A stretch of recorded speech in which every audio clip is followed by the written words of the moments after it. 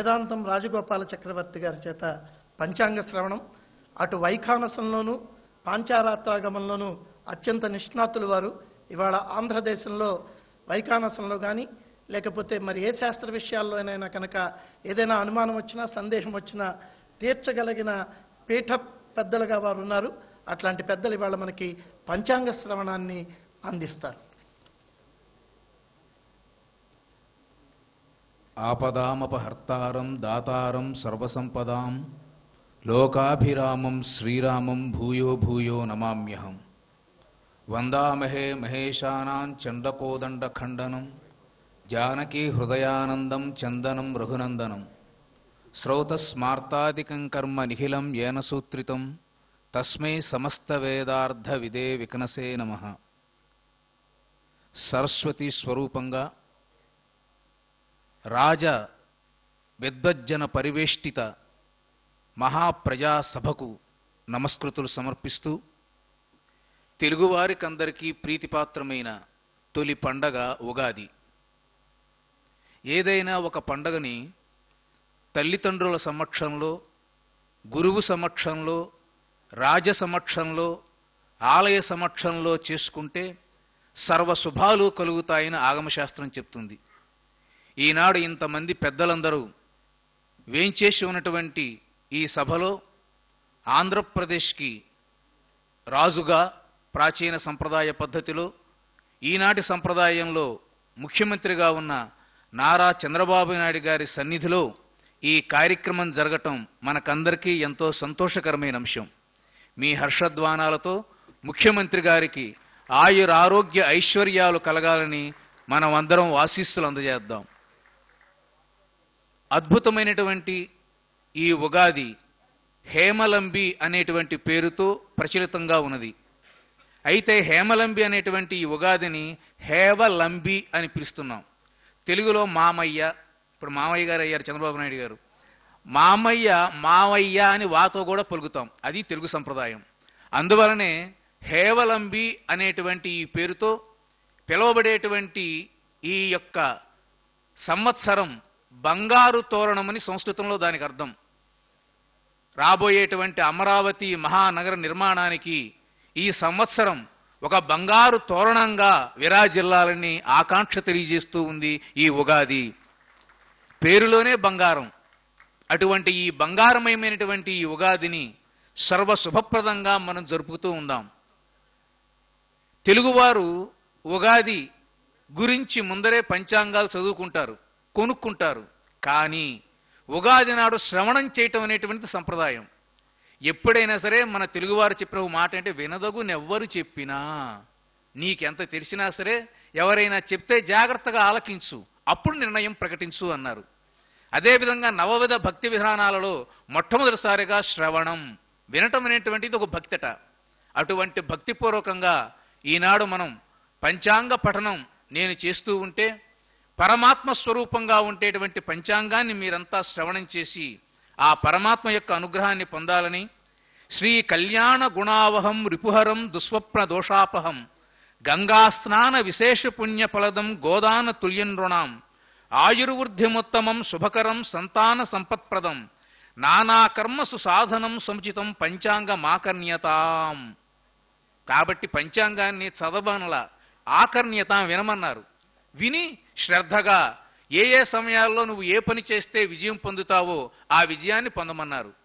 సంవత్సరం మొత్తం మీద మనం ఏ ఏ పనులు చేస్తే మనకి శుభాలు కలగాలని మనం కోరుకుంటామో ఆ శుభాలన్నీ ఈరోజు పంచాంగం వినటం వల్ల కలుగుతుందట. అదేమిటి? కళ్యాణ గుణావహం, మంచి శుభ కార్యక్రమాలు చేసేటువంటి అంశం.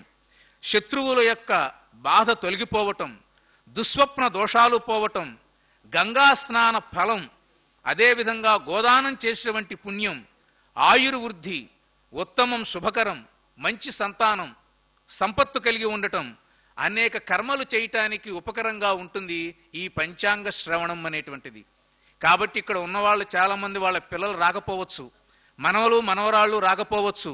అయినా సరే ఈ పంచాంగం వినటం వలన అటు 3 తరాలు ఇటు 3 తరాలు, అంటే ఇక్కడ కూర్చున్న వాళ్ళలో మీ తండ్రి, మీ తాత, ఆ ముత్తాత, మీరు, మీ కొడుకు, మీ మనవడు, కాబట్టి ఈ విధంగా 7 తరాల వారు తరించేటువంటి ఒక అద్భుతమైన కార్యక్రమం ఈ పంచాంగ శ్రవణం. ఇంత సులభంగా పుణ్యం మనకు వస్తూ ఉంటే ఎందుకు ఇన్ని వేల మంది రాకుండా ఉంటారు? కాబట్టి మన ధర్మంలో ఉండేటువంటి లక్షణం ఏంటంటే సామూహికంగా అందరూ ధర్మంగా ఉండటం. అటువంటి అద్భుతమైనటువంటి ఈ పంచాంగం 5 లక్షణాలతో ఉంటుంది. తిథి, వారము, నక్షత్రము, యోగము, కరణము అని 5. చాలా మందికి తిథివార నక్షత్రాలు తెలుసు, యోగ కరణాలు తెలియదు.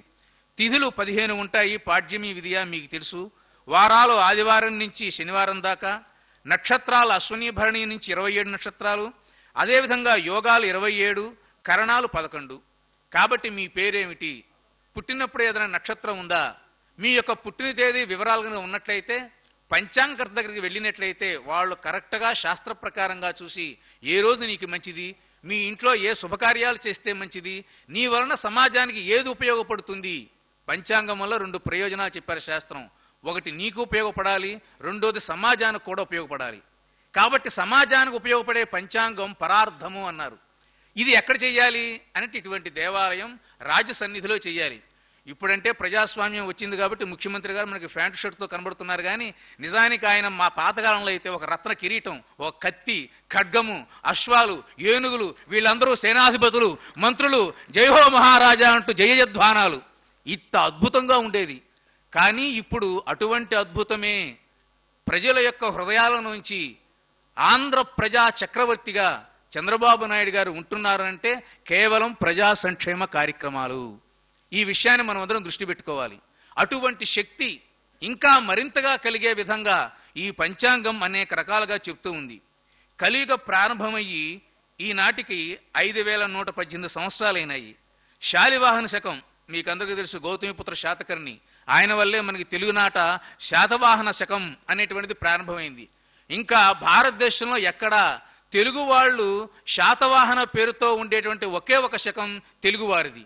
అటువంటి కాలాన్ని కూడా తమ పేరుతో నిలుపుకునే గొప్ప సామర్థ్యం ఉన్న ఈ తెలుగు జాతి శాతవాహన శకంతో ఇప్పుడు మనం ఆంగ్ల సంవత్సరంలో 2017, 2018 ఇటీవల కాలంలో పంచాంగకర్తలో గొప్ప పరిణామం వచ్చింది. నవ్యాంధ్రప్రదేశ్ వచ్చిన తర్వాత చంద్రబాబు నాయుడు గారి పేరుతో ఇది 3వ సంవత్సరం అని పంచాంగాల్లో రాస్తున్నారు. ఇది చాలా గొప్ప విషయం. శాలవాహన శకంలాగా చంద్రబాబు నాయుడు గారి శకం కూడా మనకి చక్కగా పంచాంగం వాళ్ళు రాస్తున్నారు. నిజమే కదా, తెలంగాణ నుంచి మనం విడిపోయి నవ్యాంధ్ర దేశంలో ఉన్నాం.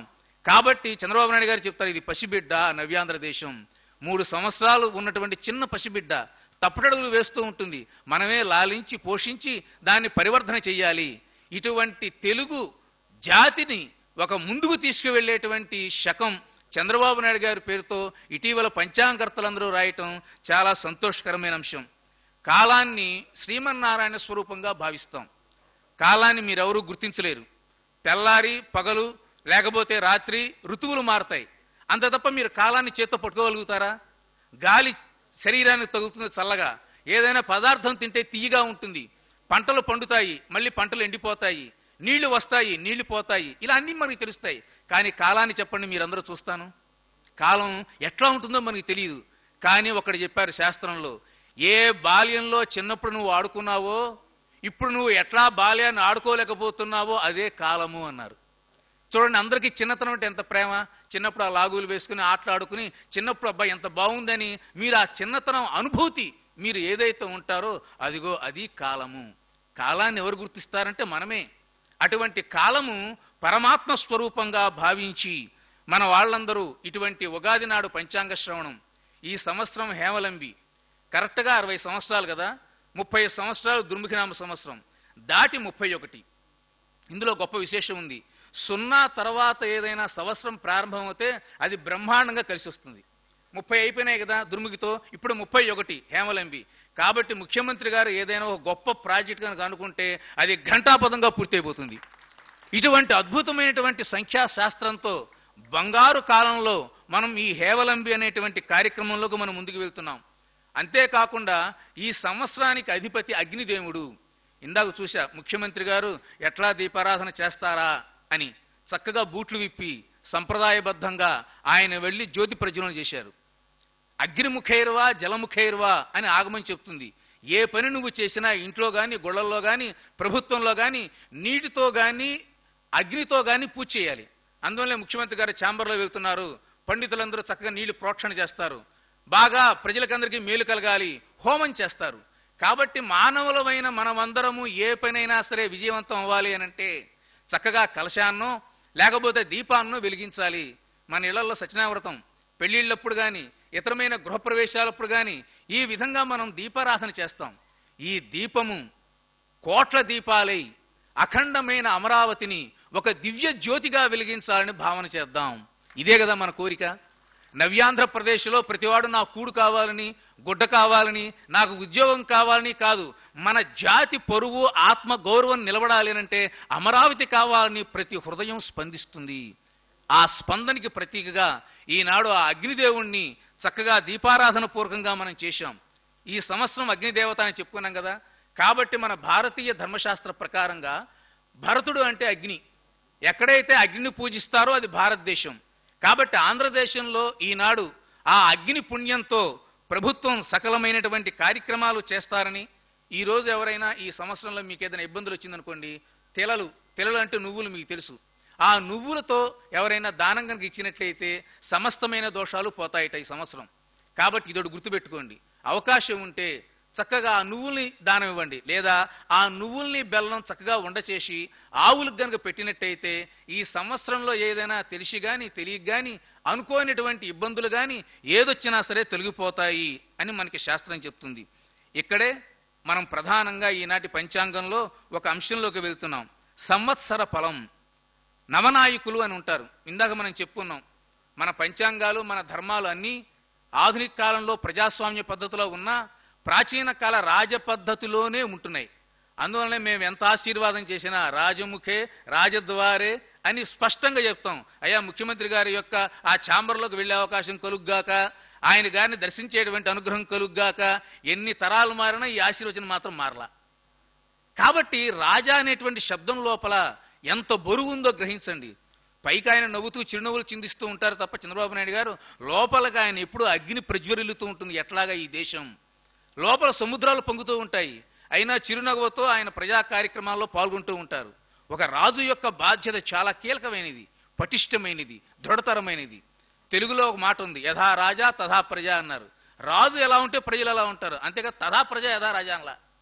కాబట్టి రాజు గనక పటిష్టంగా, ధర్మంగా, ప్రజలకందరికీ ధైర్యాన్ని కలిగించే విధంగా పరిపాలన చేస్తే అదుగో ఆ ముఖ్యమంత్రి అడుగు జాడల్లో సమస్తమైన తెలుగు వారి పాదాలు కదులుతాయి. బ్రహ్మాండమైనటువంటి అభివృద్ధి మనం కొనసాగబడుతూ ఉంటుంది. అటువంటి ఈ కాలంలో ఈ సంవత్సరానికి రాజు బుధుడు అన్నారు. బుధగ్రహం మీకు అందరికీ తెలుసు. ఇటువంటి బుధుడు రాజుగా ఉండటం మూలంగా చక్కగా పంటలు పండుతాయి. పుల్లారావు గారికి మొట్టమొదటిగా సంతోషకరమైన అంశం ఇది. కాబట్టి బుధుడు చాలా గొప్పవాడు, జ్ఞానవంతుడు. ఈ రోజుల్లో పరిపాలన ఆటవికంగా, అన్యాయంగా, అధర్మంగా చేయకూడదు. బుద్ధితో, నేర్పుతో, తెలివితో 10 మందికి ఉపయోగపడే విధానంతో చెయ్యాలి. కాబట్టి ఈనాటి హేవలంబి సంవత్సరానికి రాజు బుధుడు.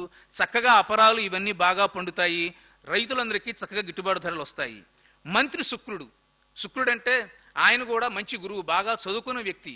మృత సంజీవిని అనేటువంటి విద్యను ఆయన కనుగొన్నటువంటి మహా గొప్ప సైంటిస్టు, చనిపోయిన వారిని బ్రతికించే వ్యక్తి. అటువంటి వాడు మంత్రి.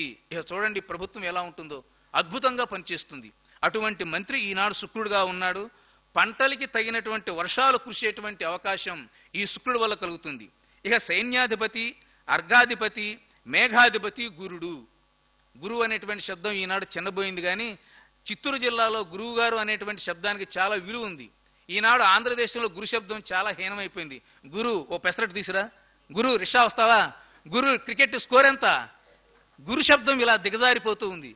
అలా దిగజారిపోనీయకుండా ఎంతో విలువంగా ఇంకా మనకి చిత్తూరు జిల్లాలో కొన్ని చోట్ల కనబడుతూ ఉంటుంది. పంచాంగాన్ని ఇంట్లో పెట్టుకుంటారు చిత్తూరు జిల్లాలో. ఇప్పటికీ నేను చాలా ఇళ్లలో చూశాను. ఒక మర్యాద, ఒక మన్నన. అటువంటి చిత్తూరు జిల్లా నుంచి ముఖ్యమంత్రి గారు ఈనాడు వచ్చి ఇటువంటి సంప్రదాయాలను కాపాడుతూ ఉన్నాడు. కాబట్టి గురుడు ఉండటం మూలంగా ధనధాన్య వృద్ధి, ఉత్సవాలు, యజ్ఞాలు జరగటం. ఈసారి నవ్యాంధ్రప్రదేశ్లో కొత్త విశేషం ఏంటంటే సమస్తమైన దేవాలయాలన్నిట్లోనూ స్వామివారికి విశేషమైన సేవలు జరిగి ఆ స్వామివారికి కృప మన యొక్క ప్రభుత్వం మీద ఉంటుంది. చంద్రబాబు నాయుడు గారు ఎంతో కష్టించి మన ఆంధ్రప్రదేశ్కి ఒక నిజమైన అంబాసిడర్ ఎవరంటే వెంకటేశ్వర స్వామి వారు అని చెప్పారు. చూడండి, ఈనాడు తెలుగువారు ప్రపంచంలో ఎక్కడ ఉన్నా తెలుగువారి గుర్తింపు వచ్చింది ఏమిటంటే వెంకటేశ్వర స్వామి వారి వల్ల. అటువంటి వెంకటేశ్వర స్వామి వారి దేవాలయం, కాళహస్తి, శ్రీశైలం, కనకదుర్గమ్మ దేవాలయం, సింహాచలం, ఈ విధంగా ఆంధ్రదేశం చుట్టూతా ఆలయాల యొక్క పరిరక్షణతో మనమందరం జీవనం చేసే విధంగా చేసేటువంటి ప్రవృత్తి ఏదైతే ఉందో ఇదిగో ఈ యొక్క గురుడు వల్ల మనకి లభిస్తుంది. ఇంకా సస్యాధిపతి చంద్రుడు. ఇందాక నుంచి చాలా మంది వింటూ ఉన్నాం, చంద్రబాబు నాయుడు చూడంగానే కలువలు వికసించాయి అని. మంచి పోలిక ఇది, పొగడ్త కాదు, పోలిక అంటారు కౌల భాషలో. పద్మాలు వస్తే సూర్యుడు ఉదయిస్తాడు, రాత్రిపూట చంద్రుడు వస్తే కలువలు వికసిస్తాయి. అన్నమయ్య అంటాడు ఒక చక్కని మాట, కూడు వండుట గంజి కొరక, కొండ ఎక్కుట దిగుట కొరక, కుప్ప నూర్చుట కసువ కొరక అంటాడు. ఎంత గొప్ప మాట చూడండి అన్నమయ్య. రాయలసీమ పలుకుబడి, కొండ మనం దేనికి ఎక్కామో ఆ వెంకటేశ్వర స్వామి వారిని చూసి ఆయన యొక్క దయను పొందాలి. కానీ లడ్డూలు వచ్చాయా, వడలు వచ్చాయా, ఏ రూమ్లు ఇచ్చారు నాకు, మళ్ళీ కిందకి ఎట్లా వెళ్ళాలా, ఏ దర్శనం టికెట్, L1 L2 ఈ గోలతో తప్ప అందులో వెంకటేశ్వర స్వామి ఎంత 2 క్షణాలు. కాబట్టి ఇదేనా అన్నమయ్య అడుగుతున్నాడు. ఈనాడు ఉగాది చేసుకుంటున్నాం చంద్రబాబు నాయుడు గారి సమక్షంలో. కేవలం అవార్డులు తీసుకుని ఆగుదామా, ఇంకేదైనా ముందుకు వెళ్దామా? అమరావతి రాజధాని నిర్మాణ విషయంలో మేధావుల యొక్క సంకల్పం, దీక్ష అది ఎట్లా కావాలి? కాబట్టి కొండ ఎక్కడం దిగడం కోసం కాదు, కూడు వండుట గంజి కొరక. అన్నం ఎందుకు వండాం? నలుగురు పెట్టాలి, నువ్వు తినాలి. గంజి కోసం కాదుగా, బట్టలన్నీ ఇస్త్రీ చేసుకోవడానికి కాదుగా. కసువు అట్లాగనే కుప్ప నూర్చుట, చక్కగా పంటలు నూర్చావు దేనికోసం? వడ్ల కోసం, అంతే తప్ప కసువు గడ్డి కోసం కాదుగా. కాబట్టి ఈ విధంగా మన వాళ్ళు పోలికలు చెప్తూ ఉన్నారు. ఇవి యథామైనటువంటి కవి సమయాలు అంటారు. ఆ విధంగా అన్నమయ్య అంటాడు, భక్తులు అనేటువంటి కలువలంట వెంకటేశ్వర స్వామి వారిని చూడంగానే అలా వికసించాయంట. చాలా నిశ్శబ్దంగా అందరం పలకరించుకుంటూ ఉన్నాం ముఖ్యమంత్రి గారు రాకపోవడం వరకు. ఆయన ఎప్పుడైతే రాగానే అందరి కళ్ళలో ఒక వెలుగు, కళ్ళు అట చక్కగా కలువుల్లాగా వికసించాయి. కాబట్టి చంద్రుడికి మచ్చ ఉన్నా మన అందరికీ మామ.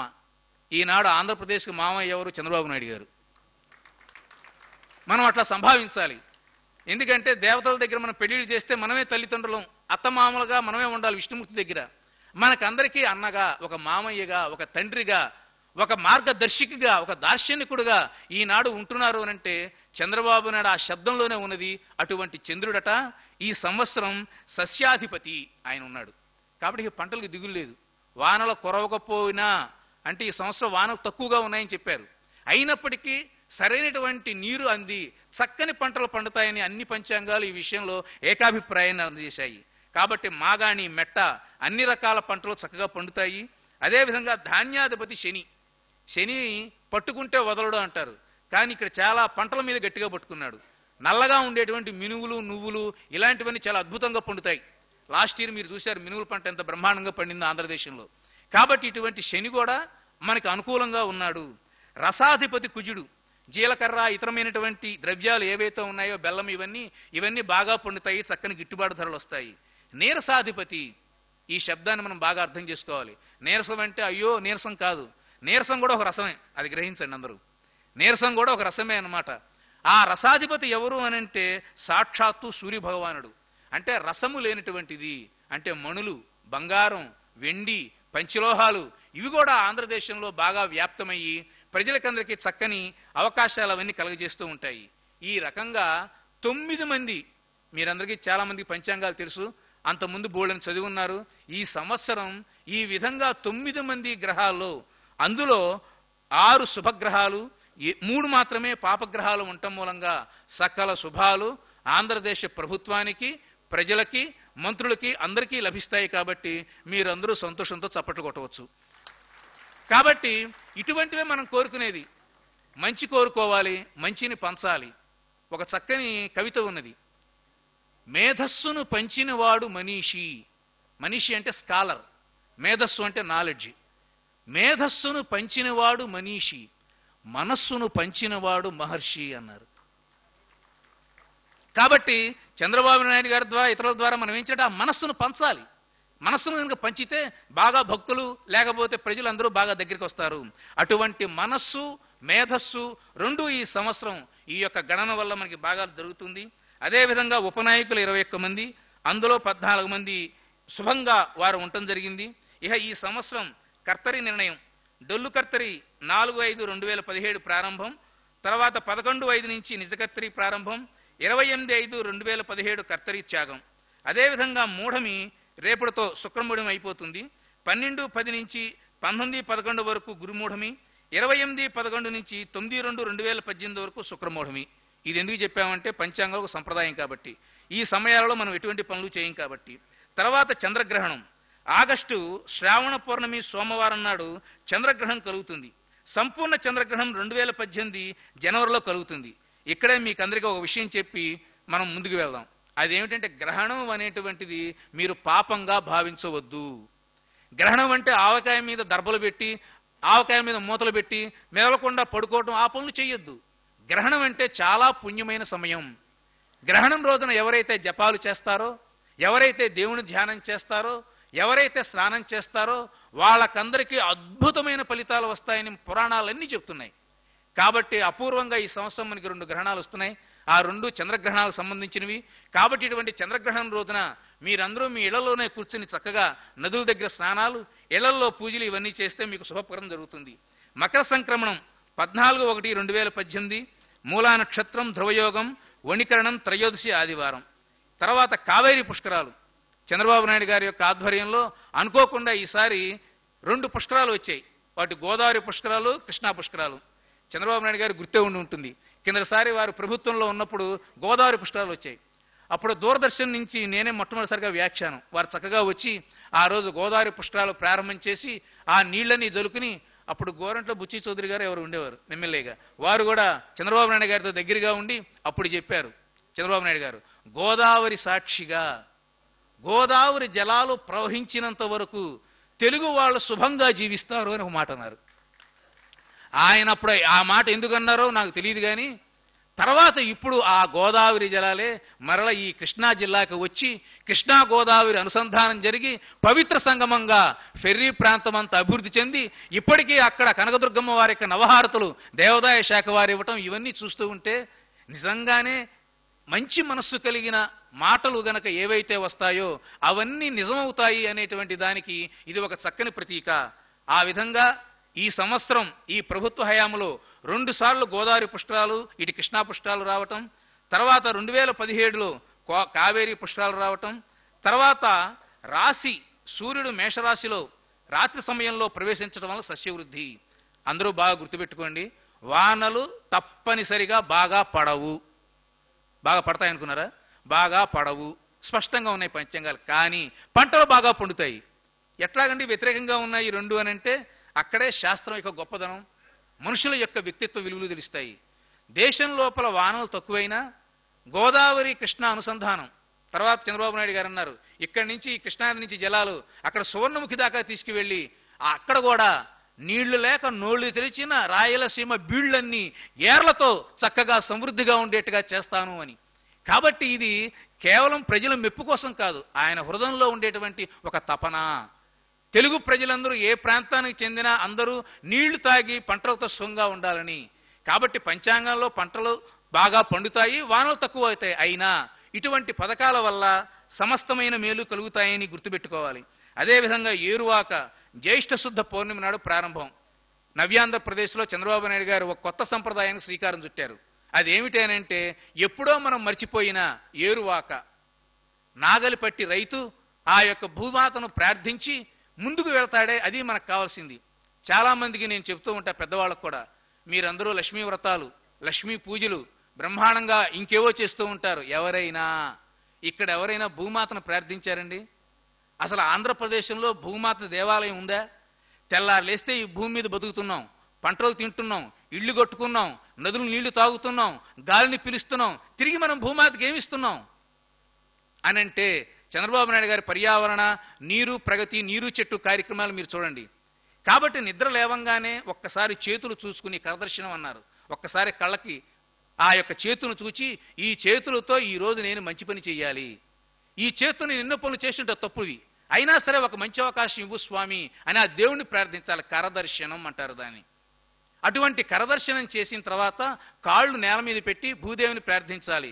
సముద్ర వశనే దేవి పర్వత స్థనమండలే విష్ణుపత్ని నమస్తుభ్యం పాదస్పర్శం క్షమస్వమే.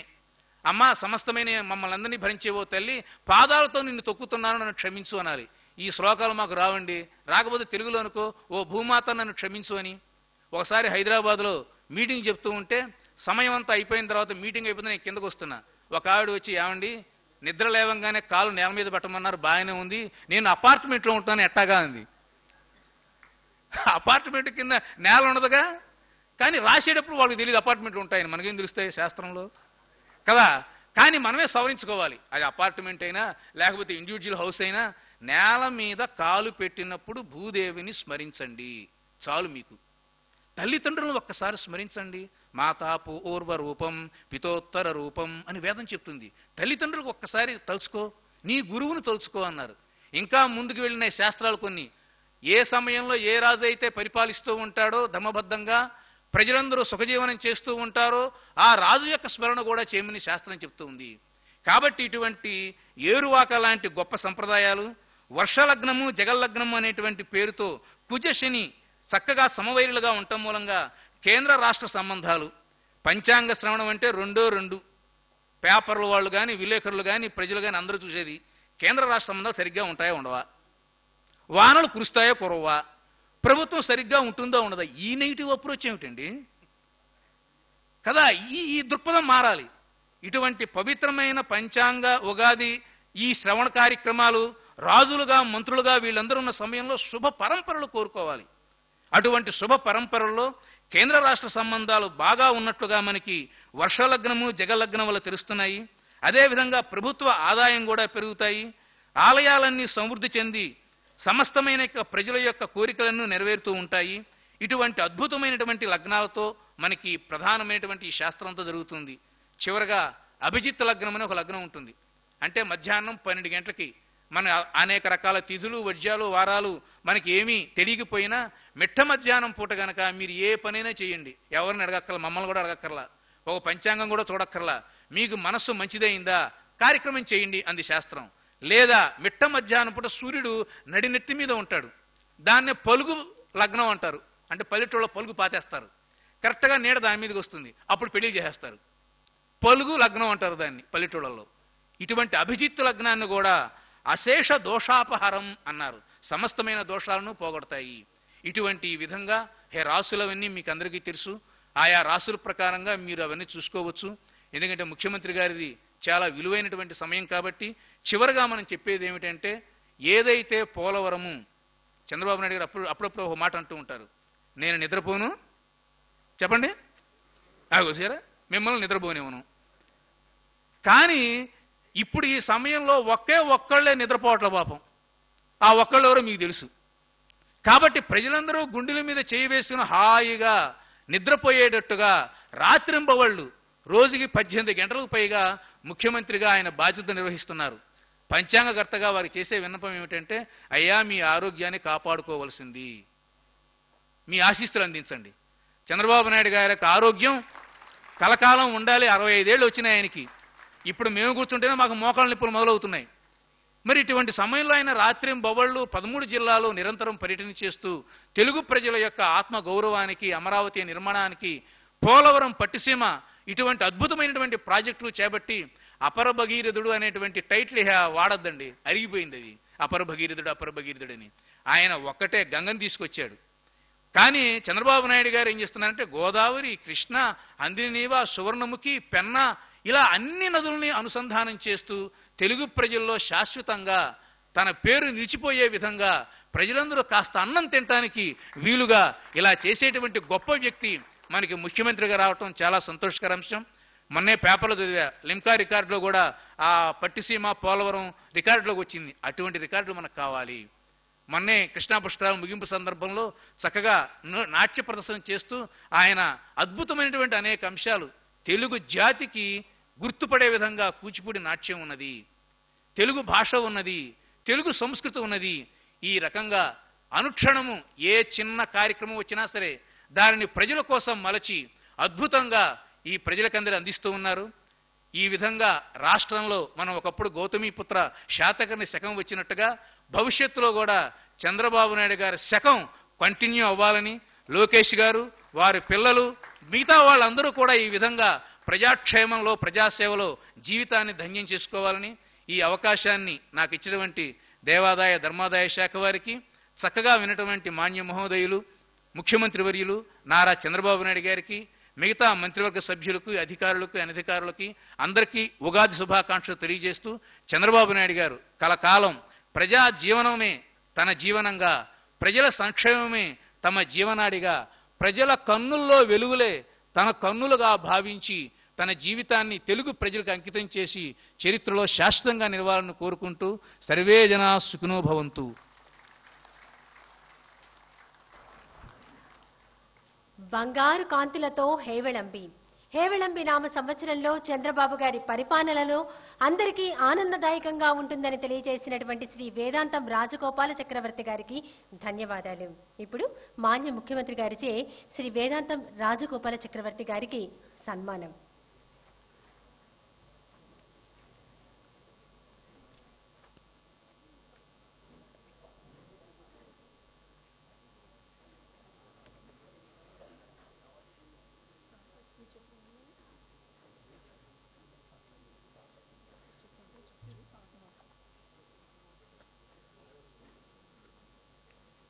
ఇది పంచాంగానికి చేస్తున్న సత్కారం, ఒక పండితుడికి చేస్తున్న సత్కారం. చక్కటి విశ్లేషణతో సంప్రదాయాన్ని ఆ పక్కకి ఈ పక్కకి పోనివ్వకుండా ఒక కాలనాళిక రూపంలో అందించిన రాజగోపాల చక్రవర్తి గారికి ఆంధ్రప్రదేశ్ రాష్ట్ర ప్రభుత్వం తరపున మాన్య ముఖ్యమంత్రి చంద్రబాబు నాయుడు గారు మన అందరి తరపున అందించిన సత్కారం. మాన్య ముఖ్యమంత్రి గారికి మా హృదయపూర్వకమైన కృతజ్ఞతలు తెలియజేసుకుంటున్నాం. తరువాత మాన్య ముఖ్యమంత్రి గారి చేతుల మీదుగా తిరుమల తిరుపతి దేవస్థానముల పంచాంగాన్ని ఆవిష్కరిస్తారు.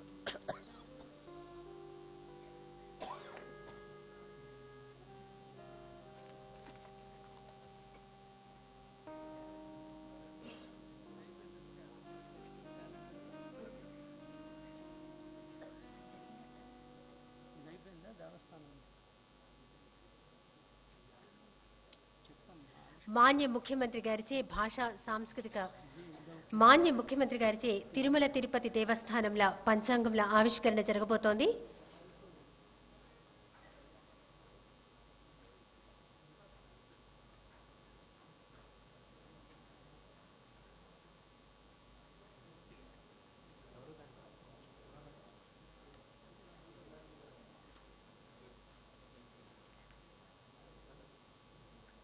అనంతరం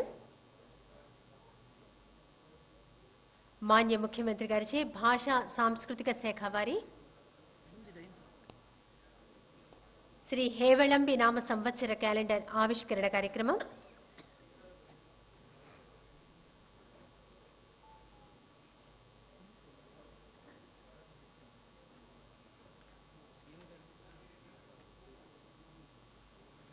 పోలవరం ప్రాజెక్టుపై భాషా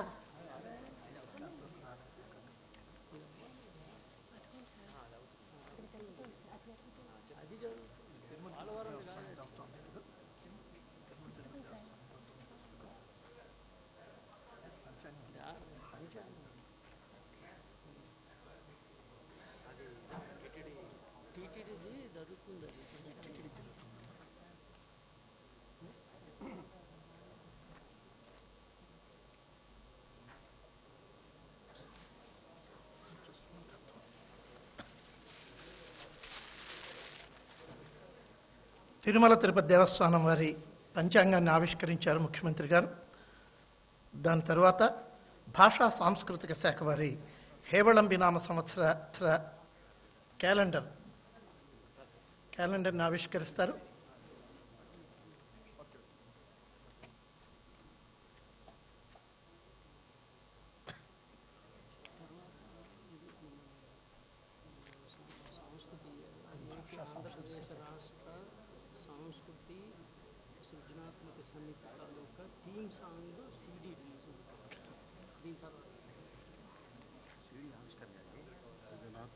సంస్కృతి ప్రతిభ ఉంటే పట్టం ఏమండి చెప్పండి. దీని మ్యూజిక్ డైరెక్టర్ నేనే.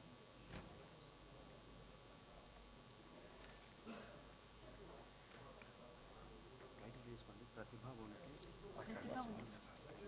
బాపు శాస్త్రి అండి. దీని సంగీతం నేనే, పాడింది నేనే.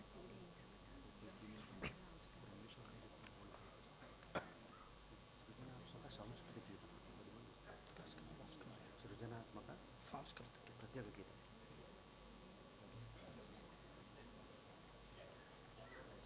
మాన్య ముఖ్యమంత్రి నిలబడతాయి. భాషా సాంస్కృతిక శాఖ వారి హేవళంబి నామ సంవత్సర క్యాలెండర్ని ఆవిష్కరిస్తున్నారు.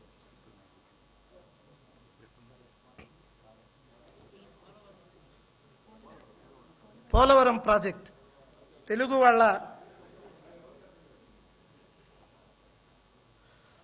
పోలవరం ప్రాజెక్ట్ అంటే తెలుగు వాళ్ళ చిరకాలపు కళ.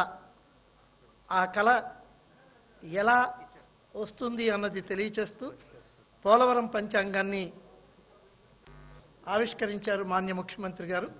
వారికి కృతజ్ఞతలు తెలియచేస్తున్నాం. అలాగే భక్తి టీవీ వారి పంచాంగాన్ని కూడా వారు ఆవిష్కరిస్తున్నారు ఇంకా కొద్దిసేపట్లో. భాషా సాంస్కృతిక శాఖ వారు వెలువరిస్తున్న హేవళంబి నామ సంవత్సర క్యాలెండర్ను ఆవిష్కరిస్తున్నారు. అదిగో క్యాలెండర్ ఆవిష్కృతమయ్యింది. అందరూ కరతాళ ధ్వనులు చేయండి, ఎందుకంటే ఇది మన క్యాలెండర్. అలాగే ఒక అద్భుతమైన పాట మనకి వినబడుతోంది. సృజనాత్మక శాస్త్రం ప్రకారం సాంస్కృతిక గీతాన్ని బాపు శాస్త్రి గారు స్వరపరిచి రాసిన ఈ గీతం ప్రతిభ ఉంటే పట్టం అనే పేరుతో భాషా సాంస్కృతిక శాఖ అందిస్తున్న ఈ సీడీని ఆవిష్కరిస్తున్నారు ఇక కొద్ది క్షణాల్లో మాన్య ముఖ్యమంత్రి.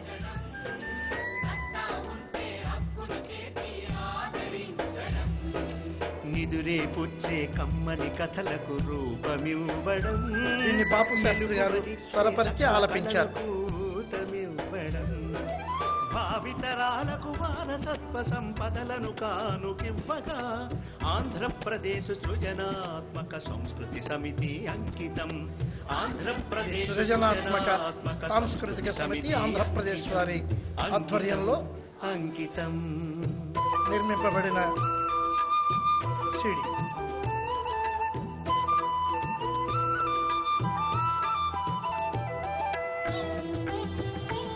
తరువాత వ్యవసాయ శాఖ తయారు చేసిన పంచాంగానికి కొద్ది క్షణాల్లో ఆవిష్కరిస్తారు మాన్య ముఖ్యమంత్రి. పుష్కరాలు కళకళ కళకళ కళాకారుల మహాప్రదర్శనలు, నవనవ నవనవ నాటకాలతో మెరిసిన రంగస్థలాలు, తత్తై తకతై తత్తై తకతై నాట్యాలతో మురిసిన అందెల రవళులు, వారవారం వరమై సాగే కార్యక్రమాలు, మనసులో మరి మరి కురిసిన పూల చల్లులు.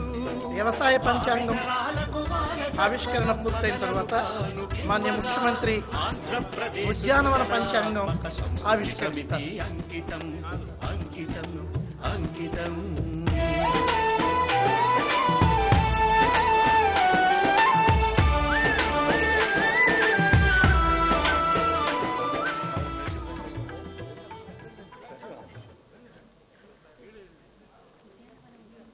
ముఖ్యమంత్రి గౌరవీయులు చంద్రబాబు నాయుడు గారికి హృదయపూర్వకమైన కృతజ్ఞతలు తెలియచేసుకుంటున్నాం. ఈ పంచాంగాలన్నీ ఆవిష్కరించి వీటినన్నింటినీ కూడా ప్రజల మధ్యకు తీసుకువచ్చినందుకు వారికి హృదయపూర్వకమైన కృతజ్ఞత కుసుమాంజలులను సమర్పిస్తున్నాం.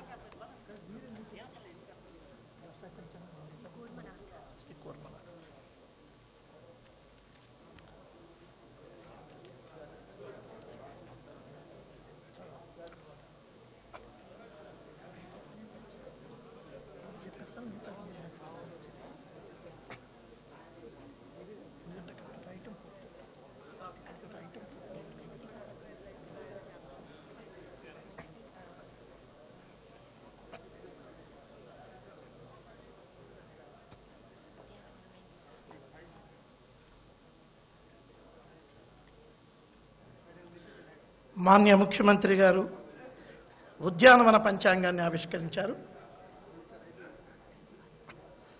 మనకి వ్యవసాయం ఎంత ముఖ్యమో ఉద్యానవనాలు కూడా అంతే ముఖ్యం. ఆ ఉద్యానవనాలు కూడా వ్యవసాయంలోకే వస్తాయి కాబట్టి ఈ రెండిటిని ఆవిష్కరించారు మాన్య ముఖ్యమంత్రి. ఆ తర్వాత బ్రహ్మశ్రీ కూర్మనాథం గారు వ్యవసాయ పంచాంగ పఠనాన్ని వినిపించడానికి సిద్ధంగా ఉండాలి.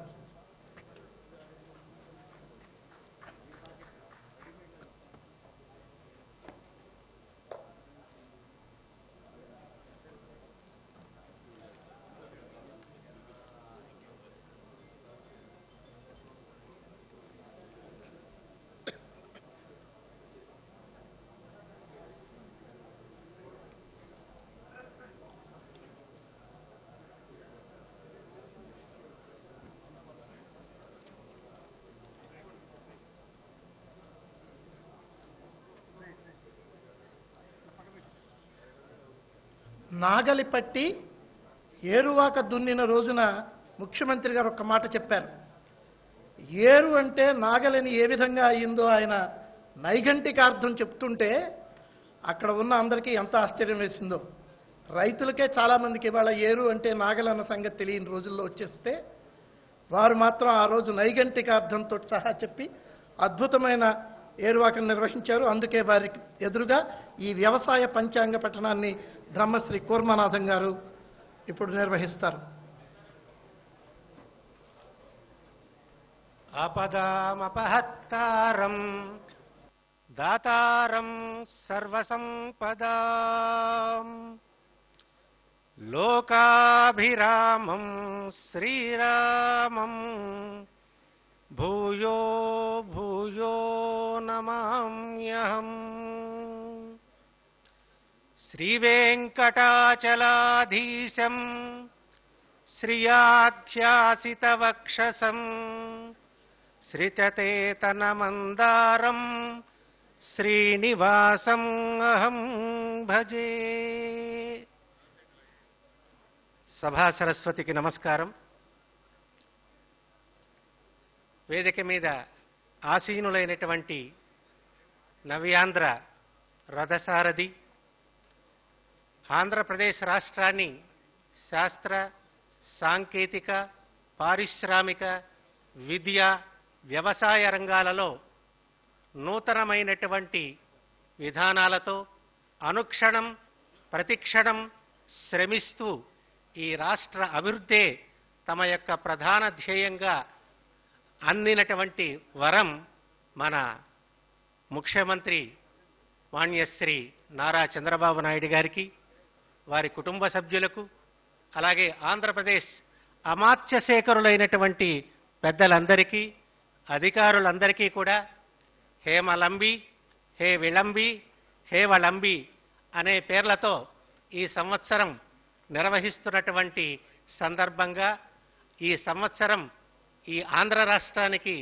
అనేక రంగాలలో అభివృద్ధి పదంలో ఉండాలి అని చెప్పి సంభావిస్తూ ఏడుకొండలవాడు, అలాగే శ్రీశైలనాథుడు అమ్మ కనకదుర్గమ్మ యొక్క ఆశీస్సులు అందరికీ నిండుగా మెండుగా ఉండాలి అని చెప్పి సంభావిస్తూ, సహజంగా గ్రహచారాలు నక్షత్ర ఫలాలతో కాకుండా అనూచానంగా ప్రాచీన సంప్రదాయంలో ఇలా రచ్చబండ మీద ఆచార్యుల వారిని కూర్చోబెట్టి, అయ్యా పంతులు గారు ఈ సంవత్సరం ఏ పంటలు వేసుకోవాలి, ఏ వర్షాలున్నాయా, మా పరిస్థితుల యొక్క బాగోగుల గురించి చెప్పవలసింది అని చెప్పి పూర్వకాలంలో ఉన్నటువంటి రైతన్నలు, అన్నదాతలు ఆచార్యుల ద్వారా ఈ యొక్క పంచాంగ పఠనం అనేటువంటిది ప్రారంభమైనది.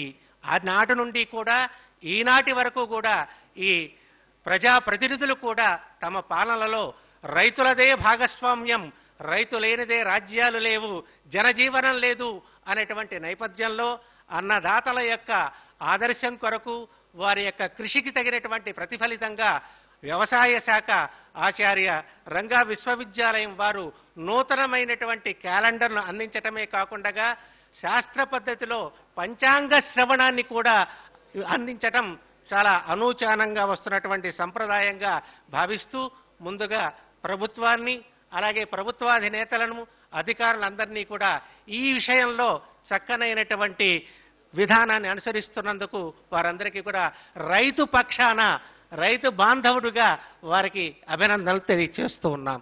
ఇప్పుడే మన వేదాంతం రాజగోపాల చక్రవర్తి గారు పంచాంగ శ్రవణం చేశారు. దానిలో సహజంగా కావాల్సింది నీరు. నీరు బాగుంటే లోకమంతటా కూడా బాగుంటుంది. నీరు ఎలా వస్తుంది? వర్షాధారం. వర్షం ఎలా కురుస్తుంది?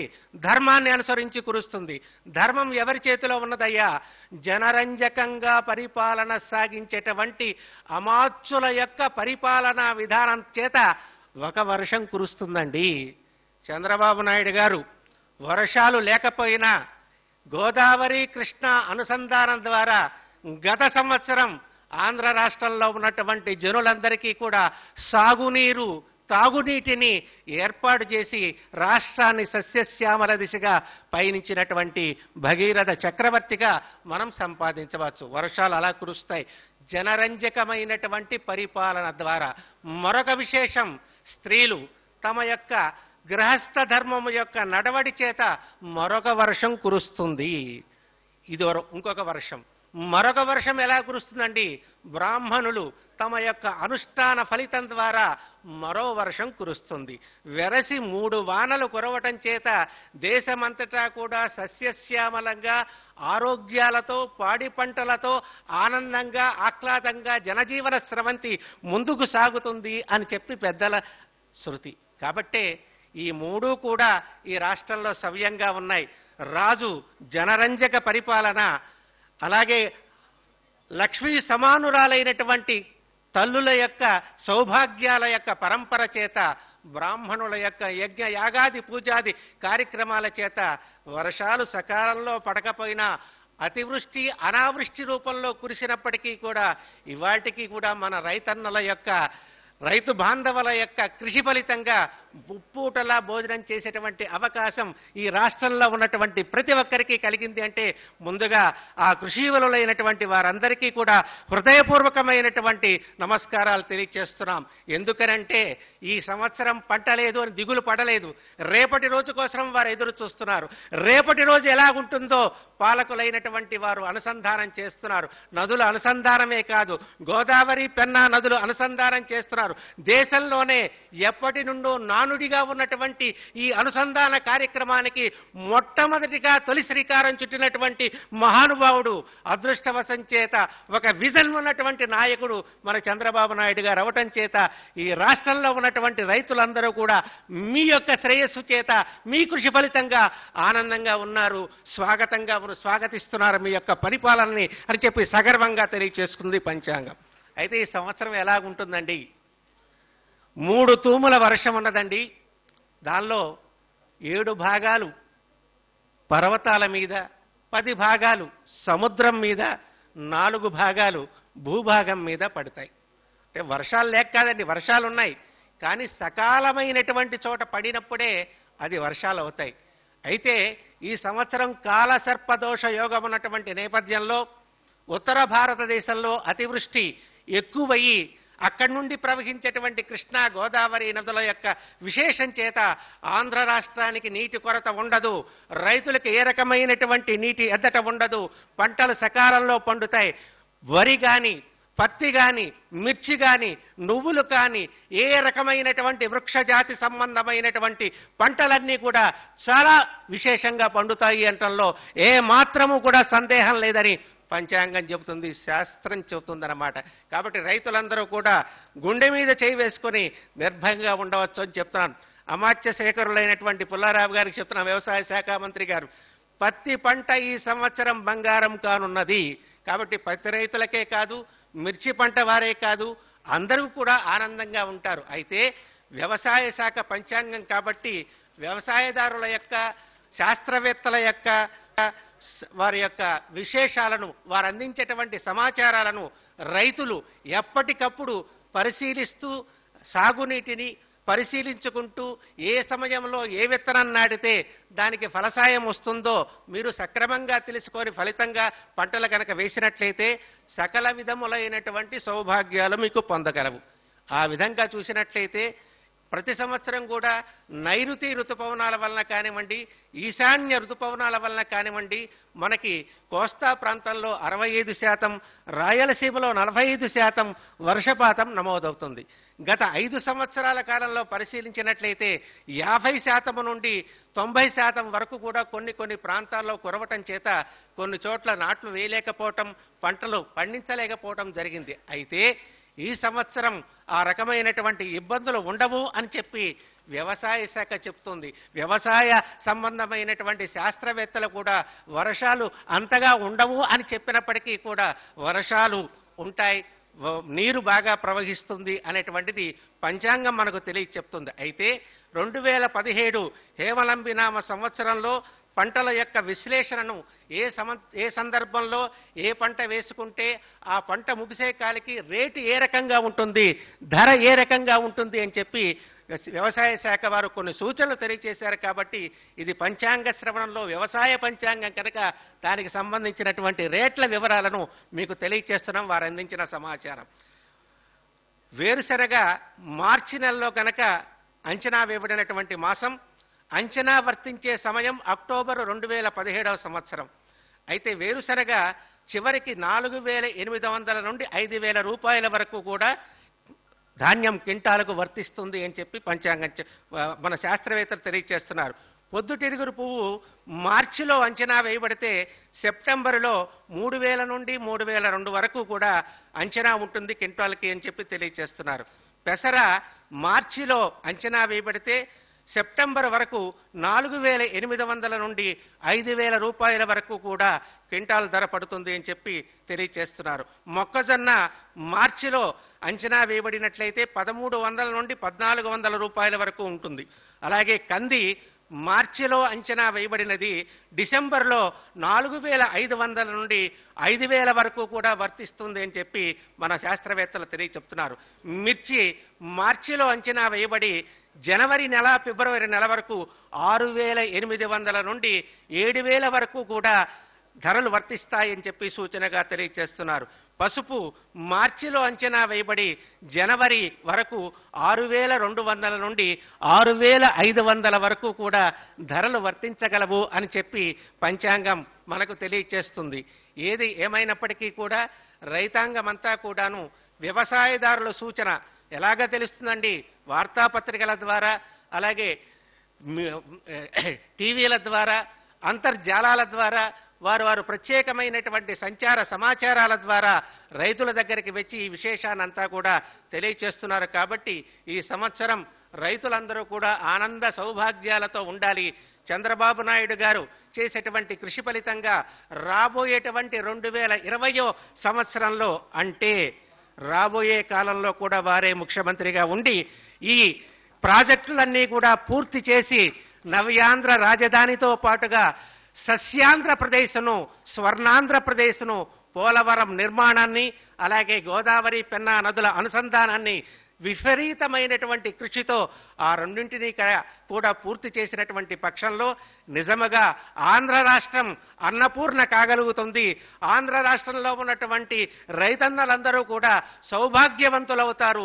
అలాంటి సౌభాగ్యాన్ని పంచేటువంటి అన్న చంద్రన్న మన ముందు ఉన్నాడు. కాబట్టి ఆ ప్రభుత్వం రైతు పక్షాన ఉన్నది. కాబట్టి రైతు బాంధవుల తరఫున మీ అందరికీ కూడా కృతజ్ఞత ఆవిష్కరణ కావించుకుంటూ మీకు అనేక మేలు జరగాలి అని చెప్పి ప్రార్థిస్తూ, స్వస్తి ప్రజాభ్యః పరిపాలయంతాం న్యాయేన మార్గేణ మహీం మహీష గో బ్రాహ్మణేభ్యః శుభమస్తు నిత్యం లోకాః సమస్తాః సుఖినో భవంతు కాలే వర్షతు పర్జన్యః పృథివీ సస్యశాలిని దేశోయం క్షోభరహితః బ్రాహ్మణాః సంతు నిర్భయాః.